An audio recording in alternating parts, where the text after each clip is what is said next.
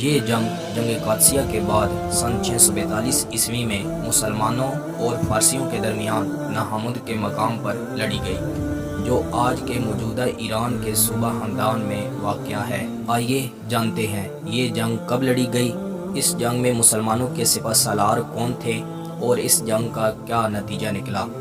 مسلمان اس سے پہلے کئی بار ایرانی فوجوں کو شکست دے چکے تھے۔ جنگ قادسیہ کی شاندار فتح سے لے کر ناحمد کی فیصلہ کن جنگ تک 4 سال کا عرصہ گزرا، جس میں مسلمانوں نے کئی کامیابیاں حاصل کی۔ خاص طور پر قادسیہ کی جنگ نے ایرانیوں کی عزت کو للکارا، اس لیے بادشاہ کے نام ان کے درباریوں نے پیغام بھیجا اور مسلمانوں کے خلاف نئے سرے سے جنگ چھیڑنے کی اپیل کی۔ بادشاہ نے ان کی درخواست قبول کی اور مسلمانوں کے خلاف جنگ کا پختہ ارادہ کیا اور جنگی تیاریاں شروع کر دی۔ بادشاہ نے خراسان کے تمام علاقوں کے نام خط لکھا کہ سارے لوگ اس جنگ میں ضرور شرکت کریں اور ناحمد میں اکٹھے ہوں۔ گویا ناحمد مقابلے کا وہ آخری مرکز ٹھہرا اور یہی میدان جنگ قرار دیا گیا۔ ناحمد ایک محفوظ شہر تھا، وہاں تک جانا آسان نہیں، دشوار گزار رستوں سے جانا پڑتا ہے۔ سارے ملک سے 1,50,000 جنگجو جمع ہو گئے۔ بادشاہ نے فرزان کو ان کا سپہ سالار مقرر کیا۔ مسلمان ایک بڑا خطرہ نزدیک آتے ہوئے ہوشیار ہو گئے۔ کوفہ مسلمانوں کا بہت بڑا شہر تھا۔ حضرت عمار بن یاسر رضی اللہ تعالی عنہ اس شہر کے امیر تھے۔ حضرت عمار نے حضرت عمر فاروق رضی اللہ تعالی عنہ کو خطرے کی اطلاع دی اور آگے ہو کر مقابلے کی اجازت مانگی، اور ساتھ یہ بھی بتایا جب تک بادشاہ زندہ ہے تب تک فوج کشی اور بغاوت ہوتی رہے گی، کیونکہ ایک ملک میں 2 بادشاہ نہیں رہ سکتے۔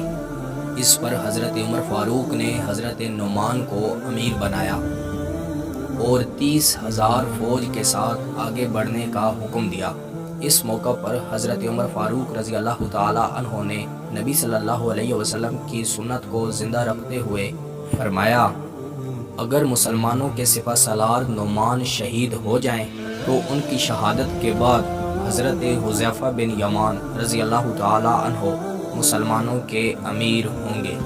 جنگ موطا میں نبی علیہ الصلوۃ والسلام نے بھی ایسا ہی کیا تھا۔ مسلمانوں کو ہدایات فرمائی تھیں کہ اگر مسلمانوں کے امیر حضرت زید بن حارثہ شہید ہو جائیں تو مسلمانوں کے امیر حضرت جعفر رضی اللہ تعالی عنہ ہوں گے، اور اگر وہ بھی شہید ہو جائیں تو مسلمانوں کے امیر عبداللہ بن رواح رضی اللہ تعالی عنہ ہوں گے۔ اس سے پہلے ہم جنگ موطا پر ایک ویڈیو بنا چکے ہیں جو آپ ہمارے YouTube چینل سے دیکھ سکتے ہیں۔ حضرت عمر فاروق رضی اللہ تعالی عنہ نے فرمایا کہ اگر حذیفہ بن یمان بھی شہید ہو جائیں تو مسلمانوں کے امیر حضرت نعیم رضی اللہ تعالی عنہ ہوں گے۔ ایرانی تعداد میں بہت زیادہ تھے، اس لیے اس جنگ میں جنگی اصولوں کو اپنانا بہت ضروری تھا، اور مسلمانوں کی فوج نے کچھ ایسا ہی کیا۔ اس لیے بھی اس جنگ کو بہترین جنگوں میں اہم مقام حاصل ہے۔ مسلمانوں نے حملہ کیا، اس لیے ایرانی اس لشکر کو تمام اسلامی لشکر سمجھنے لگے۔ کچھ دیر کی لڑائی کے بعد مسلمانوں نے تجوید کے مطابق آہستہ آہستہ بھاگنا شروع کر دیا، جس سے ایرانی خوش ہو گئے۔ ایرانی سپہ سالار نے مسلمانوں کے تعاقب کا حکم دیا۔ اب کیا ہوا؟ ایرانی فوج مسلمانوں کے پیچھے بے ترتیبی بھاگنے لگی۔ مسلمان کبھی آہستہ ہو جاتے اور کبھی تیز۔ ایرانی فوج پیچھا کرتی رہی۔ ایرانی فوج کے سرداروں کا اپنے اپنے لشکروں پر کوئی کنٹرول نہ رہا۔ ان کی صرف ایک ہی تمنا تھی کہ مسلمانوں سے بدلہ لیا جا سکے۔ ان میں بہت زیادہ جوش تھا، مگر وہ بے ترتیبی سے مسلمانوں کے پیچھے بھاگتے رہے۔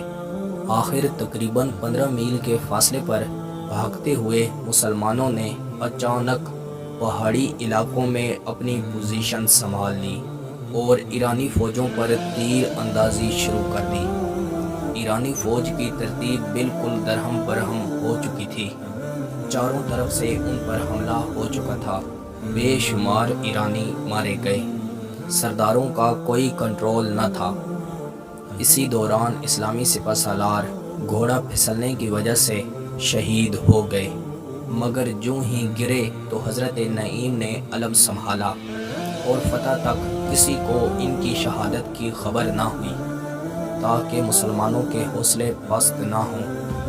ایرانیوں نے اپنا سب کچھ مسلمانوں کے حوالے کر دیا۔ ناحمد کے لوگوں نے مسلمانوں کے لیے اپنے دروازے کھول دیے اور شہر فتح ہو گیا۔ ایرانی سپہ سالار بھی مارا گیا اور اس جنگ میں مسلمانوں کے ہاتھ بے شمار مال غنیمت بھی آیا۔